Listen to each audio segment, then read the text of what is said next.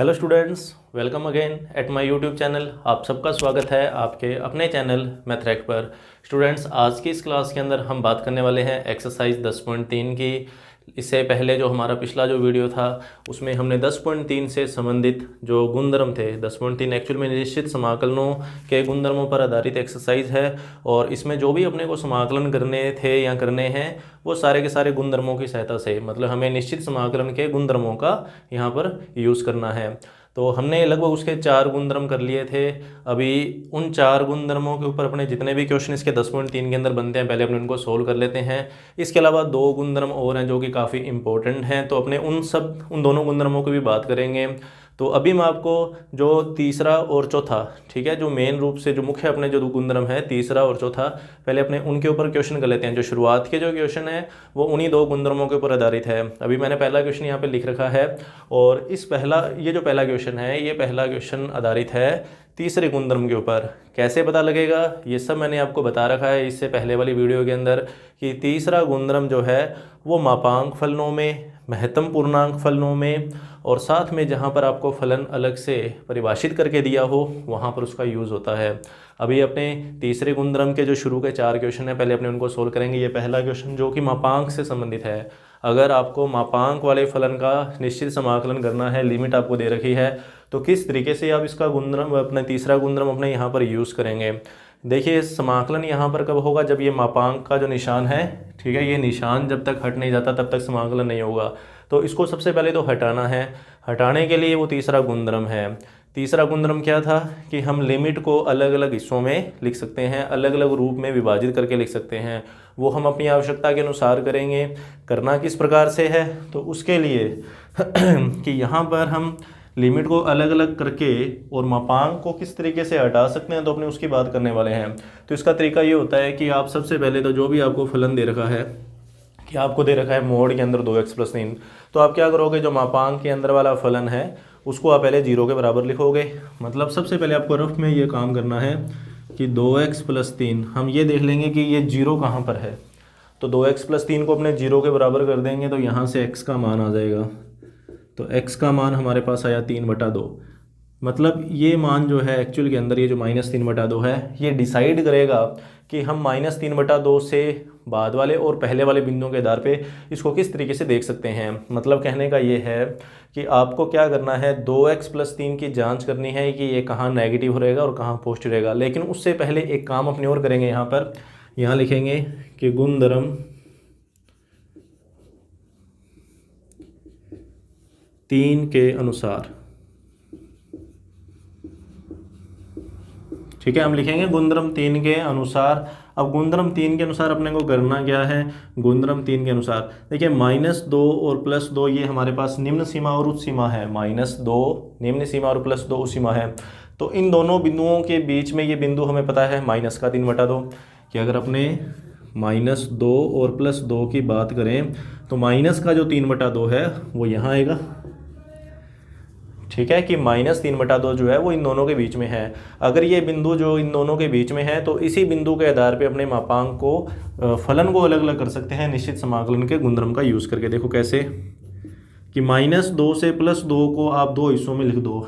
मतलब -2 से -3/2 ये पहला हिस्सा, यहाँ लिख देंगे मोड के अंदर 2x+3 डॉट में dx, और फिर -3/2 से लेकर 2 दूसरा हिस्सा आ जाएगा, यहाँ पर 2x+3 डॉट में dx आ जाएगा।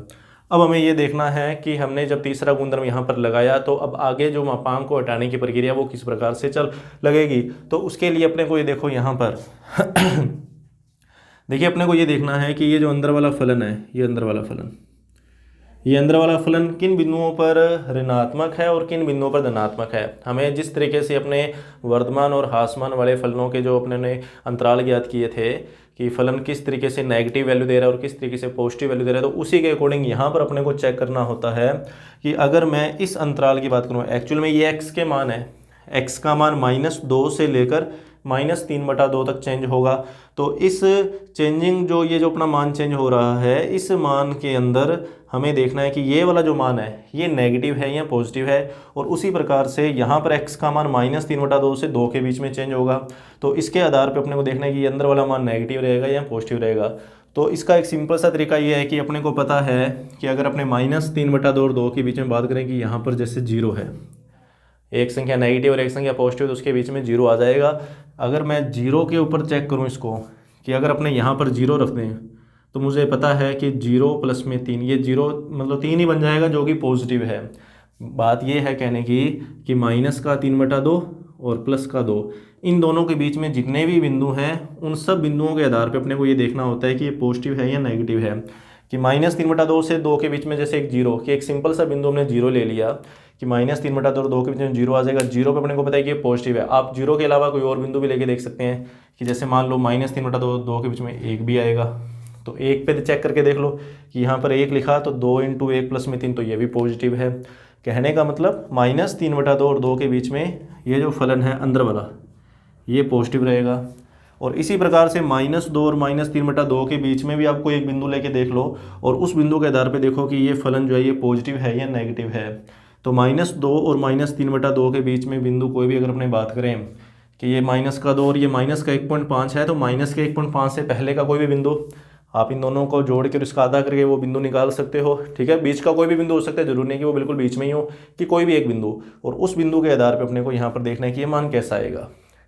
तो अगर इधर वाला मान पॉजिटिव है तो इधर वाला मान जो है वो क्या आएगा, नेगेटिव आएगा। फिर भी अपने एक बार चेक करके देख सकते हैं कि -1.5 है तो इससे जस्ट इस तरफ का नंबर कोई एक, तो माइनस का जैसे 1.7, तो वो मान यहाँ पे रख के देखोगे तो उसके आधार पे हमें पता लग जाएगा कि ये मान जो है वो क्या रहेगा, नेगेटिव रहेगा। क्योंकि अगर यहाँ पर आप -1.7 लिखोगे तो उसका 2 से गुणा करो तो -3.4 आएगा, -3.4 और ये +3, तो माइनस के अंदर रिजल्ट आने वाला, तो ये नेगेटिव है।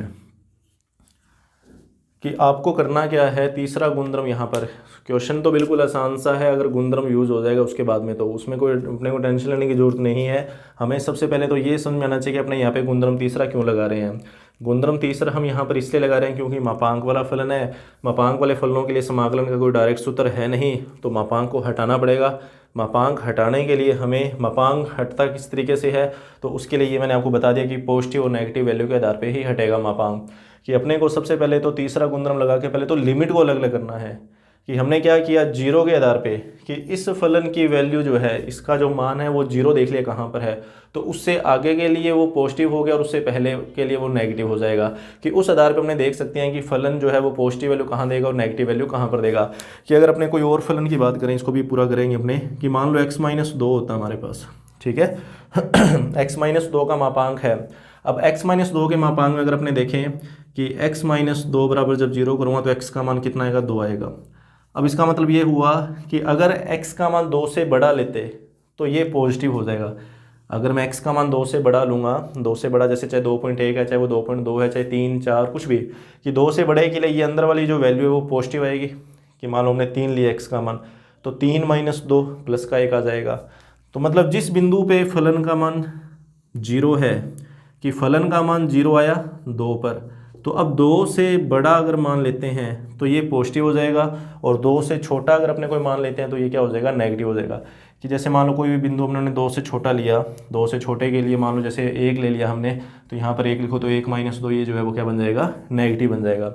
तो हमें सबसे पहले तो एक यही बात ध्यान में रखनी है कि मापांक फलन को अगर 2 हिस्सों में या जितने भी हिस्सों में विभाजित करना है, तो वो बिंदु हमें जो है कि कितने हिस्सों में वो विभाजित होगा, उसके लिए आप सबसे पहले तो उस फलन को 0 के बराबर लिखोगे। कि इस फलन को बराबर 0 कर दो। 0 करने के बाद में यहाँ पर जो लिमिट दे रखी है उस लिमिट के आधार पे इसको अपने को लिखना होता है।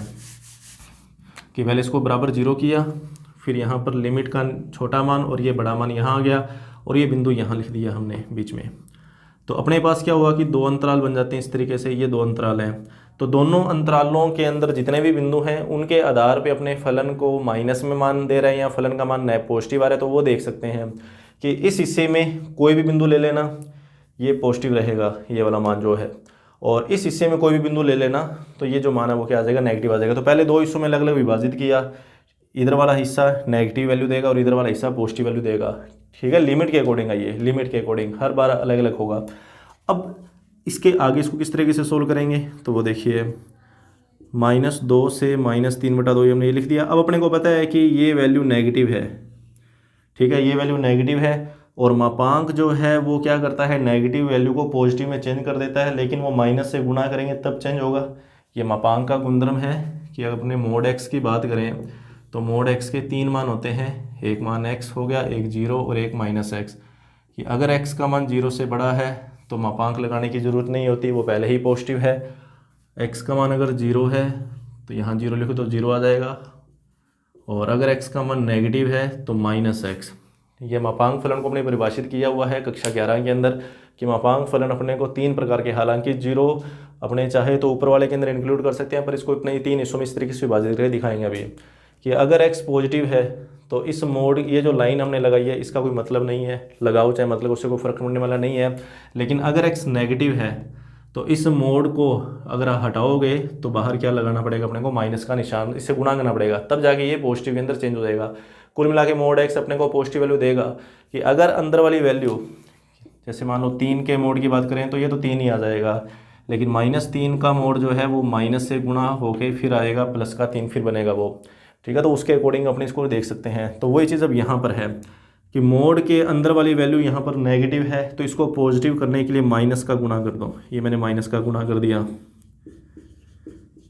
और ये वैल्यू जो है वो पॉजिटिव है तो पॉजिटिव पे कोई फ़र्क पड़ता ही नहीं है, मोड हटा सकते हैं डायरेक्ट। तो ये वैल्यू अगर पॉजिटिव है तो इस मोड को लगाने का कोई मतलब नहीं है, तो मोड हटा देंगे, तो ये डायरेक्ट लिख देंगे -3/2 से लेकर 2, और इधर आ जाएगा 2x प्लस में 3, और डॉट में आ जाएगा क्या, dx आ जाएगा।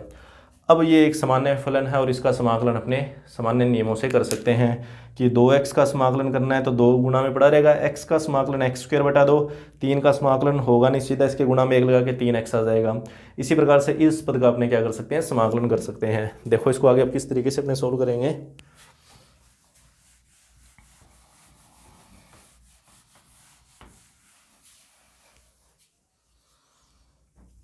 कि i बराबर माइनस बाहर पड़ा रहेगा, ठीक है, उससे कोई फर्क नहीं पड़ने वाला।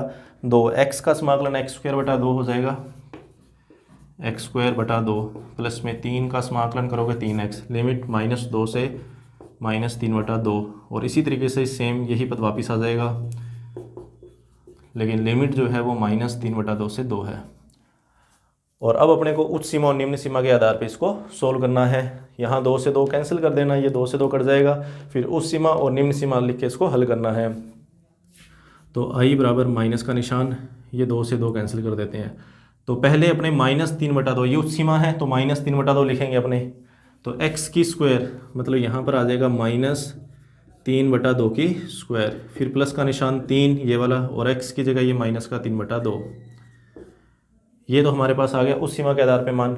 अब अपने लगाएंगे यहाँ पे माइनस का निशान, ठीक है, माइनस का निशान, और अब अपने को निम्न सीमा लिखनी है तो ये -2 यहाँ लिखना है अपने को, तो -2 की स्क्वायर, और ये प्लस है लेकिन बाहर माइनस चल रहा है तो ये ध्यान देना माइनस हो जाएगा, और 3 × 2 माइनस के अंदर, ये ब्रैकेट कर दिया हमने बंद। ये तो पहला पद हो गया, फिर ये प्लस लगा के इस दूसरे पद को भी हल करना है, तो प्लस का निशान, ये 2 से फिर ये 2 कैंसिल हो जाएगा। अब 2 उच्च सीमा, तो 2 की स्क्वायर प्लस 3 × 2, अब माइनस लगा के ये -3/2 लिखना है,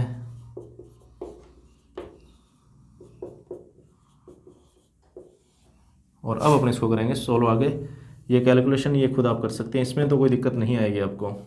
-3/2 की स्क्वायर करोगे तो ये 9/4 बन जाएगा, ठीक है, माइनस प्लस का 9/4, ये 3 9 और प्लस माइनस माइनस, तो माइनस का 9/2, फिर माइनस, और ये 2 की स्क्वायर करूँगा 4, और ये माइनस हो गया, प्लस हो जाएगा यहाँ पर 3 दूनी 6, ब्रैकेट किया बंद, फिर ये प्लस का निशान, 2 का स्क्वायर 4, 3 दूनी 6, फिर 9/4, फिर प्लस का 9/2।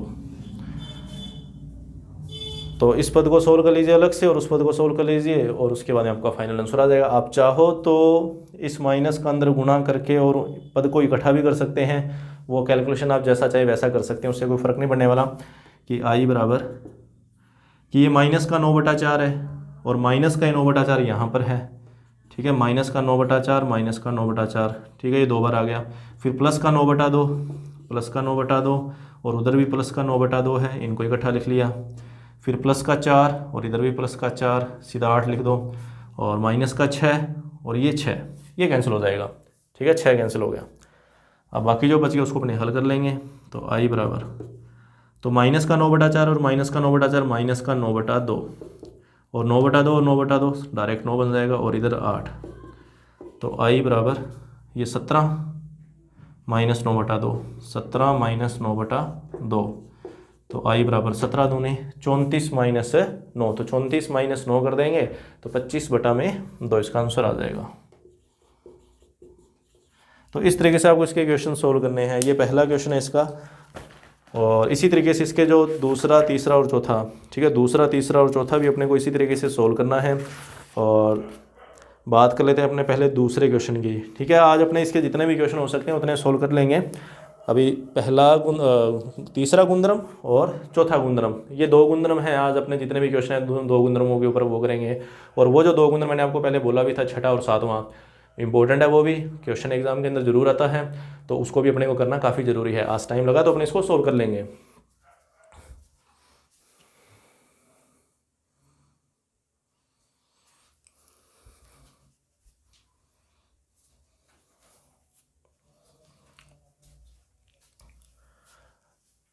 तो दूसरा क्वेश्चन इसका जो है इसी तरीके से करना है जैसे उन्होंने पहला क्वेश्चन किया है कि मापांक अपने को यहाँ पर दिखाई दे रहा है। तो अपने क्या करेंगे, मापांक को पहले बराबर करेंगे 0 के, कि 1 माइनस एक्स स्क्वायर को बराबर कर दो 0 के।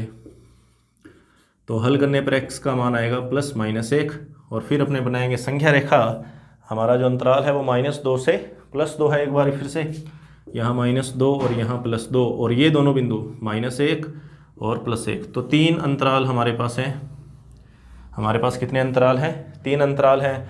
तो यहाँ लिखेंगे गुणधर्म 3 के अनुसार, गुणधर्म 3 के अनुसार। तो जितने अंतराल हैं उतने हिस्सों में अपने इस फलन को ब्रेक करेंगे, इसको अलग अलग कर लेंगे। तो आई बराबर, तो -2 से -1 ये पहला हिस्सा, फिर -1 से +1 ये दूसरा हिस्सा, और फिर 1 से 2 ये तीसरा हिस्सा। ठीक है, ये 3 हिस्से हमने इसके बना दिए। अब अपने को ये देखना है कि प्रत्येक अंतराल के अंदर फलन नेगेटिव है या पॉजिटिव है। ठीक है, जितने भी अंतराल हैं उन अंतरालों के अंदर अपने को फलन के धनात्मक और ऋणात्मक होने की जांच करनी है। अब वो कैसे पता लगेगा, तो वो मैंने आपको बता रखा है कि आप हर अंतराल का कोई ना कोई एक बिंदु लेके देख लो। जैसे मान लो 1 और 2 के बीच की बात करेंगे, ये तीसरा अंतराल जो है वो इसके लिए 1 से 2 के लिए, ये बीच वाला अंतराल यहाँ काम आएगा और ये वाला अंतराल यहाँ स्टार्टिंग में। तो अपने को देखना है कि फलन पॉजिटिव है या नेगेटिव है।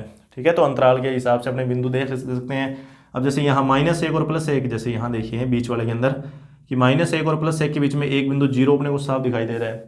तो वो 0 ये बीच वाले में रख के देखो आप। ठीक है, जो अंतराल जहाँ है उसी के आधार पे अपने को फलन के अंदर भी रखना है कि अगर मैं बीच वाला अंतराल ले रहा हूँ तो बीच वाले में लिखूंगा मान, ये पहला अंतराल लूंगा तो पहले अंतराल में बिंदु लिख के देखेंगे, लास्ट वाला अंतराल ले रहे हैं तो लास्ट वाले फलन के अंदर अपने मान रख के देखेंगे। तो जैसे बीच वाले अंतराल की अगर अपने बात करें तो यहाँ पर एक बिंदु है 0, उस 0 को अगर मैं यहाँ लिखूँ बीच में तो 1 - 0 का स्क्वायर 0 ही होता है, तो 1 पॉजिटिव। कहने का मतलब ये है कि इस अंतराल में फलन पॉजिटिव है। अब आप 1 और 2 के बीच में आप खुद चेक कर लेना, माइनस में उत्तर आएगा। -2 और -1 के बीच में चेक कर लेना, आंसर माइनस में आएगा। कि 1 और 2 के बीच की कोई भी संख्या यहाँ लिख लेना, उसकी स्क्वायर कर लेना, तो 1 माइनस, जैसे मान लो हमने 1 और 2 के बीच में लिया 3/2, 3/2 आ जाएगा। तो 3/2 की यहाँ पे स्क्वायर करोगे तो 9/4 आएगा, जो कि 1 से बड़ा है। मतलब ये नेगेटिव वैल्यू देगा, ये पॉजिटिव वैल्यू देगा और ये नेगेटिव, ये माइनस में आंसर देगा, ये आंसर अपने को प्लस में देगा, ये माइनस में आंसर देगा। ये अपने 2-3 सेकंड के अंदर अपने को पता लग जाएगा, ज़्यादा टाइम नहीं लगेगा इसके अंदर। अब देखो आगे आई बराबर, अब अपने को पता है कि ये नेगेटिव है अंदर वाला मान। ठीक है, पूरा मान तो पॉजिटिव हो ही जाएगा, लेकिन अंदर वाला मान अभी नेगेटिव है। तो ये पॉजिटिव कैसे होगा, तो इसको माइनस से गुणा कर दो। जो आंसर माइनस में है तो उसको माइनस से गुणा कर देंगे। कि अब जैसे ये अंदर वाली वैल्यू पॉजिटिव है इस अंतराल के लिए, तो मोड लगाने की यहाँ पर क्या ज़रूरत है कि जब ये पहले से ही पॉजिटिव है तो अपने को मोड लगाना ही नहीं है। हाँ, अगर ये नेगेटिव है तो माइनस से गुणा कर दो ताकि वो मोड यहाँ पर यूज़ हो, मोड हट जाए। इसी तरीके से यहाँ हो जाएगा। मतलब ये नेगेटिव है तो बाहर माइनस लगा देंगे, -2 से -1 और 1 माइनस एक्स स्क्वायर डॉट में dx। पॉजिटिव में कोई करना नहीं है कुछ भी अपने को, सिर्फ आपको मोड हटाना है और 1 से 2 के बीच में इधर भी मोड हटा दो, लेकिन बाहर क्या आएगा, माइनस आएगा। अब आगे की जो कैलकुलेशन है वो खुद करेंगे, ठीक है। तो इसमें मुझे लग नहीं रहा कि आपको कोई प्रॉब्लम आएगी, क्योंकि आप आसानी से इसको सोल्व कर सकते हैं कि 1 का समाकलन x बन जाएगा और x का x की पावर 3/3, हर जगह यही आएगा, बस लिमिट का ध्यान रखना है, प्लस माइनस का ध्यान रखना। इसी तरीके से इसका जो तीसरा क्वेश्चन है और इसका चौथा क्वेश्चन, तीसरे क्वेश्चन के अंदर भी आपको फलन अलग अलग रूपों में दे रखा है। अगर अपने तीसरे क्वेश्चन की बात करें तो तीसरे क्वेश्चन में फलन दिया हुआ है 1 से 3, यहाँ पर 2 अंतराल दे रखे हैं। अगर x का मान 1 और 3 के बीच में है, 1 से लेकर 3 तक है, तो फलन अपने को लेना है 7x प्लस में 3, और अगर x का मान 3 और 4 के बीच में है तो फलन अपने को लेना है 8x। तो ये तो सामान्य सा क्वेश्चन है कि आपको 1 से लेकर 4 तक एक समाकलन करना था, 1 से लेकर 4 तक का समाकलन, लेकिन वो भी 1 से लेकर 4 तक का जो समाकलन है वो अलग अलग फलनों का करना है, कि 2 फलन दे रखे हैं तो 2 फलनों का समाकलन होगा। वहाँ पर लिमिट हम देखते हैं उसको किस तरीके से अपने यूज़ करेंगे।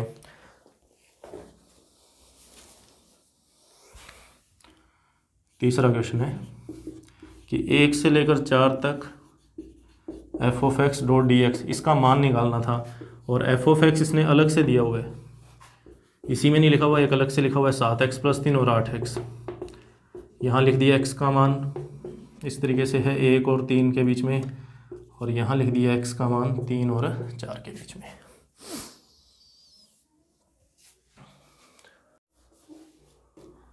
तो अपने को क्या करना है, तीसरा गुणधर्म लगाना है। यहाँ लगेगा तीसरा गुणधर्म कि 1 से लेके 4 है ना, तो इसको i बराबर लिखा, तो पहले इसको लिखेंगे 1 से लेके 3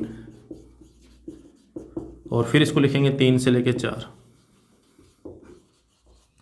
तो 1 से लेकर 3 तक, 1 से लेकर 3 तक ये अंतराल फलन है 7x प्लस 3। तो अगली लाइन में यहाँ आ जाएगा 1 से लेकर 3 7x प्लस में 3, फिर 3 से लेकर 4 तक 8x है तो यहाँ 8x आ जाएगा। और अब इसका समाकलन कर सकते हैं आसानी से, इसका भी आसानी से अपने समाकलन कर ही सकते हैं, तो इसमें कोई दिक्कत नहीं आएगी आपको। और अब अपने इसके बाद में बात करते हैं चौथे क्वेश्चन की। चौथा क्वेश्चन जो वो महत्तम पूर्णांक फलनों पर आधारित है। तो देखिए चौथा क्वेश्चन जो है यहाँ पर अपने इसको किस तरीके से सोल्व करेंगे। महत्तम पूर्णांक फलन 0 से लेकर 3 तक है ना, ये 0 से 3, ठीक है, 0 से लेकर 3 तक है। फिर महत्तम x दिया हुआ है। महत्तम पूर्णांक फलन का मतलब हमने बहुत बार इसको किया भी है कि महत्तम पूर्णांक फलन का मतलब यहाँ पर क्या है, हर बार कहीं ना कहीं ये यूज़ हो ही जाता है। कोई अपने स्वतंत्र वाली जो प्रश्नावली है तो वहाँ पर भी इसका यूज़ हुआ था। तो एक्चुअल के अंदर महत्तम पूर्णांक फलन जो है वो, अगर अपनी बात करें इसकी, हमने वहाँ पर संतत के अंदर इसके बारे में क्या पढ़ा था कि महत्तम पूर्णांक फलन प्रत्येक पूर्णांक पर असंतत होता है। महत्तम पूर्णांक फलन प्रत्येक पूर्णांक पर असंतत होता है, मतलब कि पूर्णांकीय बिंदु जो होते हैं, पूर्णांकीय बिंदु का मतलब यहाँ पर 0 है, 1 है, 2 है, 3 है, चाहे वो माइनस के अंदर है, तो उन बिंदुओं पर फलन जो है वो अलग अलग हिस्सों में टूट कर बनता है।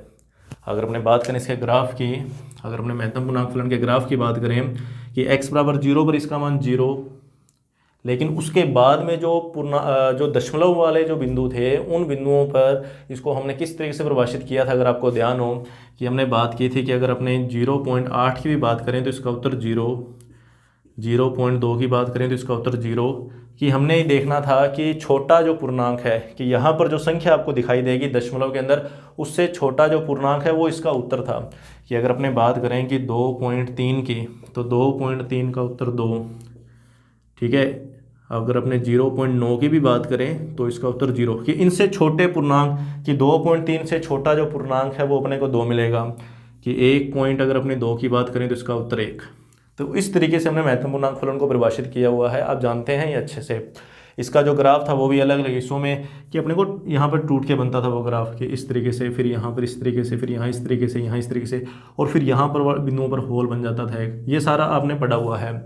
यहाँ पर आपको सिर्फ एक ही बात ये सीखनी है कि अलग अलग अंतराल में ग्राफ अलग अलग है, अलग अलग अंतराल के अंदर, कि इस अंतराल में ये वाला ग्राफ है, इस अंतराल में ये वाला ग्राफ है, इस अंतराल में ये वाला ग्राफ, इस अंतराल में ये वाला, कि हर अंतराल के लिए एक अलग अलग ग्राफ बना है।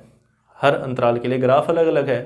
तो अपने को क्या करना है, इस महत्तम पूर्णांक फलन को आप अलग अलग रूपों के अंदर लिखोगे कि यहाँ पर जितने भी मतलब ये 0 से लेकर 1, फिर 1 से लेकर 2, फिर 2 से लेकर 3, इस तरीके से था कि 0 से लेकर 1 तक ये वाला फलन, फिर 1 से लेकर 2 तक ये वाला फलन, फिर 2 से लेकर 3 तक ये वाला फलन, कि हर हिस्सा जो है वो अपने को अलग फलन देगा, हर हिस्सा अलग फलन देगा कि ये वाला हिस्सा ये फलन दे रहा है जो सीधी रेखा है, ये वाला हिस्सा ये वाला फलन दे रहा है सीधी रेखा, ये वाला हिस्सा जो है वो ये अपने को फलन देगा जो कि सीधी रेखा के रूप में है। तो सबसे पहले तो आप क्या करोगे, इसको पूर्णांकीय मानों में अलग अलग लिखोगे कि 0 से लेकर 1 अलग हिस्सा, फिर 1 से लेकर 2 का अलग हिस्सा, फिर 2 से लेकर 3 तक अलग हिस्सा, कि पहले तो इसको अलग अलग लिख दिया। अब देखिए जो हिस्सा 0 रेख के बीच में है, जो हिस्सा 0 रेख के बीच में है वो एक्स अक्ष, हालांकि सारे एक्स अक्ष के समांतर ही हैं, ये लाइन भी एक्स अक्ष के समांतर है, ये भी एक्स अक्ष के समांतर है, ये भी एक्स अक्ष के समांतर है, लेकिन ये जो लाइन है, ठीक है, इस लाइन के ऊपर जितने भी बिंदु हैं उन सब बिंदुओं के लिए, ठीक है, अगर अपने बात करें कि फलन का मान कैसा है, मतलब y का मान, एक्चुअली के अंदर ये जो फलन है ये y के बराबर लिखा जाता है। तो 0 से लेकर 1 तक के जितने भी बिंदु हैं उन सब के लिए जो y का मान आएगा वो 0 आएगा। अपने को y का मान देखना होता है कि ये अपने को दिया हुआ है जो ये y के बराबर है एक्चुअली के अंदर। तो अगर मैं 0 रेख के बीच की बात करूं, अगर मैं 0 रेख के बीच की बात करूं तो 0 रेख के बीच में जो x का मान है उसमें y 0 है, उसमें y क्या है 0, तो यहाँ पर 0 आ जाएगा। अब यहाँ ये समझ में आ जाएगा कि 1 और 2 के बीच में, 1 और 2 के बीच में, तो 1 और 2 के बीच में ये y का मान है और ये y का मान एक्चुअली के अंदर यहाँ जो मान होता है उसके बराबर होता है। और वो चीज़ आप यहाँ भी देख सकते हो कि अगर मैं 1 और 2 के बीच के बिंदुओं की बात करूँ, अब 1 और 2 के बीच के बिंदु आएंगे कैसे, 1.1, 1.2, 1.3, 1.4, 1.9, इस तरीके से आप चाहे कोई मर्जी बिंदु ले लेना। इन सब बिंदुओं के लिए अगर अपने महत्तम x का मान निकालें, इन सब बिंदुओं के लिए अगर अपने महत्तम x का मान निकालें तो वो अचर है 1, 1, 1, 1, 1। कहने का मतलब ये यहाँ पर 1 आ जाएगा कि अगर अपने बात करें महत्तम x की, कि हमने लिखा कि छोटा जो पूर्णांक होता है कि 0.8 से छोटा पूर्णांक ले लो तो 0, 1.2 से छोटा पूर्णांक तो 1, तो 1 और 2 के बीच में जो बिंदु हैं वो 1.1, 1.2 इस तरीके से आएंगे। उन सब के लिए फलन का जो मान है वो 1 के बराबर है। अच्छा, इसी तरीके से 2 और 3 के बीच में 2.1, 2.2, 2.3 इस तरीके से जो बिंदु हैं उन सब के लिए जो फलन का मान है वो इधर 2 के बराबर, यहाँ पर क्या आएगा 2। ये ग्राफ आपका बनाया हुआ है अच्छे से, तो इसमें कोई आपको प्रॉब्लम नहीं आनी चाहिए कि 0 और 1 के बीच में इसका उत्तर 0 रहेगा, 1 और 2 के बीच में, 1 और 2 के बीच में इस फलन का जो आंसर है वो 1 आएगा, और 2 और 3 के बीच में जो फलन का जो उत्तर है, फलन का जो मान है वो 2 आएगा। इस तरीके से 0, ये सारा तो 0 हो जाएगा, इसमें तो कुछ दिक्कत ही नहीं है 0। हाँ, 1 का x हो जाएगा समाकलन और फिर ये ब्रैकेट लगा देंगे और 1 और 2 लिमिट आ जाएगी और इसका हो जाएगा 2x। अब उच्च सीमा और निम्न सीमा के आधार पर हम इसको हल कर लेंगे। ये तो 0 हो ही गया, अब पहले 2 लिखेंगे और फिर 1 लिखेंगे तो 2 - 1, फिर ये 3 आएगा और फिर ये 2 आएगा, तो जब 3 लिखूँगा तो 2 3 6, 2 लिखूँगा तो 2 दूनी 4, तो इसका उत्तर आ गया 1 + 2 बराबर कितना 3, 1 + 2 3। तो इस तरीके से अपने को इस क्वेश्चन को सॉल्व करना है। अब यहाँ तो चलो ठीक है, कोई दिक्कत नहीं है। अब अपने अगर इसके अंदर बात करें एग्ज़ाम्पल्स की, आप इसके एग्ज़ाम्पल जो हैं इस गुणधर्म के ऊपर, वो एग्ज़ाम्पल आप ज़रूर सोल्व करके देख लेना। 14वां और 15वां एग्ज़ाम्पल, ये 14वां और 15वां जो है इसमें अपने को 3 और 4 पार्ट मिल जाएंगे जो कि सारे के सारे इसी तरीके के ऊपर आधारित हैं, तीसरे गुणधर्म के ऊपर आधारित हैं। और अभी अपने 2 क्वेश्चन इसके और सोल्व कर लेते हैं जो कि चौथा गुणधर्म है 9वां और 10वां। अभी मैं 9वां और 10वां 2 क्वेश्चन और कराऊंगा और इसका जो नेक्स्ट पार्ट है वो मैं नेक्स्ट वीडियो के अंदर ही कवर करूँगा। तो देखिए 9वां क्वेश्चन जो है वो किस तरीके से अपने सोल्व करेंगे।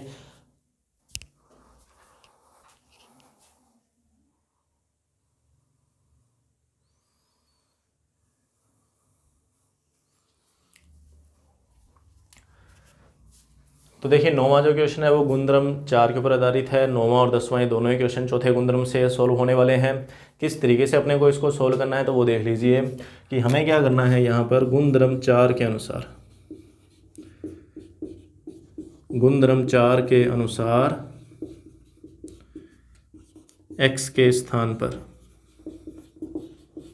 तो x के स्थान पर दोनों लिमिट का जोड़ 0 + π/2 माइनस में x रखने पर, ये गुणधर्म 4 के अनुसार हमने लिखा था। तो I बराबर लिमिट 0 से π/2 साइन फिर 2, तो यहाँ आ जाएगा 0 + π/2 माइनस x, फिर log tan 0 + π/2 माइनस x, और डॉट में आ जाएगा क्या dx। अब इसको सोल्व करना है जितना हो सकता है। तो देखो इसको सोल्व कैसे करेंगे, तो इस 0 का तो कोई मतलब नहीं है, इसको हटा देंगे, इस 2 का अंदर गुणा कर देंगे। तो जब इस 2 का अंदर गुणा करेंगे तो ये 2 से ये 2 कट जाएगा, और इस 2 का गुणा इस x के साथ भी हो जाएगा। मतलब यहाँ पर क्या बनेगा, पाई माइनस में 2x, इसकी जगह आ गया पाई माइनस में 2x। यहाँ पर कोई फ़र्क पड़ने वाला नहीं है, यहाँ पर कोई फ़र्क पड़ने वाला नहीं है। तो देखिए y बराबर 0 से π/2 लिमिट साइन, तो साइन 180 माइनस थीटा दूसरा चतुर्थांश चेंज होगा नहीं, तो वापस ये साइन 2x में चेंज हो जाएगा, मतलब साइन 2x रह जाएगा वापस। और लोग tan 90 माइनस थीटा, ये तो हम जानते ही हैं, कोट x डॉट में dx। समीकरण नंबर 2 और ये समीकरण नंबर 1। अब समीकरण नंबर 1 और समीकरण नंबर 2 का कर दो जोड़। ये मैंने आपको बोला हुआ है कि चौथा गुणधर्म जब भी लगाओगे, लगाने के बाद में जितना हल हो सकता है उसका हल करने के बाद में आपको 2 समीकरणें बनानी इस तरीके से, और उनका जोड़ करना है। तो पहली और दूसरी समीकरण का जोड़ करोगे जब, तो i प्लस में i, ठीक है। समीकरण नंबर 1 समीकरण नंबर 2 का जोड़ करूँगा तो i प्लस में i। अब जोड़ किस तरीके से करना है, तो जोड़ के अंदर क्या होता है कि जो सेम पोर्शन था, मतलब 0 से π/2, 0 से π/2 यहाँ पर है, साइन 2x यहाँ पर है, dx यहाँ पर है, उसको तो कॉमन निकाल लो, उसको तो कॉमन के रूप में एक ही बार लिखेंगे। सिर्फ बीच वाले पद का क्या करना होता है, जोड़ करना होता है। तो जब हम इनको जोड़ेंगे तो 0 से π/2 साइन 2x, यहाँ कोई चेंजिंग नहीं आएगी, log 10x, और प्लस में आ जाएगा log कोट x और dx, कि अलग जो पद है वो जुड़ जाएगा, जो एक जैसा पद है वो कॉमन आ जाएगा। तो एक जैसा पद हमने कॉमन निकाल लिया, अलग पद को जोड़ दिया। अब log 10 और log कोड को जब जोड़ोगे तो यहाँ पे log वाला एक नियम है कि 2 log जब जोड़ने हो तो अंदर वाली संख्या का गुणा हो जाता है, कि ये भी log के अंदर है, ये भी log में है, 2 log का जोड़ करोगे तो अंदर वाली संख्या का गुणा करना है। तो i प्लस i, इधर तो 2i बन जाएगा, इधर क्या बनेगा 0 से π/2 sine 2x log 10x into cot x dot dx। और अब आगे आपको पता लग गया होगा कि क्या करना है। तो tan और कोट का गुणा 1 बन जाएगा, क्योंकि tan कोट एक दूसरे के व्युत्क्रम होते हैं। तो यहाँ पर 1 लिखना है, तो ये सारा का सारा जो है वो 1 में चेंज हो जाए, तो log 1, और log 1 का जो मान है वो 0 होता है। 0 होने के कारण ये पूरा जो समाकलन है वो बराबर क्या आ जाएगा, 0 आ जाएगा। तो ये तो हुआ चौथे गुणधर्म के अकॉर्डिंग इसका आंसर। बिल्कुल सिंपल सा, अगर आपने गुणधर्म से लगा दिया तो आपको कोई भी प्रॉब्लम नहीं आएगी। अब अपने बात करते हैं इसी तरीके से इसका जो 10वां क्वेश्चन है। 10वें क्वेश्चन के अंदर लिमिट दे रखी है -1 से +1, और यहाँ पर भी कुछ ऐसा ही अपने को काम करना है कि हमें चौथा गुणधर्म लगाना है। चौथे गुणधर्म के आधार पर अपने इसको सोल्व करेंगे। तो देखिए किस तरीके से इसको अपने सोल्व करेंगे।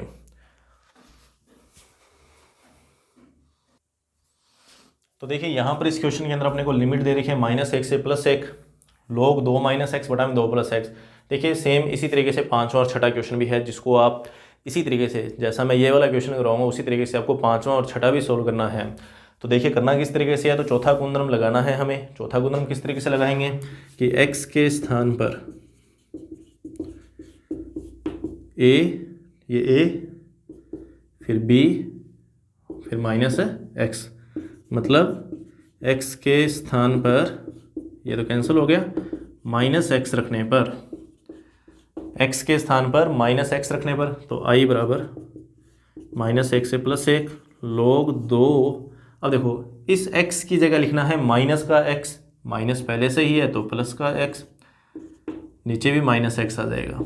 डॉट में dx, समीकरण नंबर 2, समीकरण नंबर 1। समीकरण 1 और 2 का जोड़ करो, तो 1 और 2 को जब जोड़ोगे, समीकरण 1 को 2 के साथ जब जोड़ोगे तो i प्लस आई तो 2i बन जाएगा, -1 से +1 लिमिट आ जाएगी, log 2 माइनस एक्स बटा में 2 प्लस एक्स dx, और फिर -1 से +1 log 2 प्लस में x बटा 2 माइनस एक्स डॉट dx।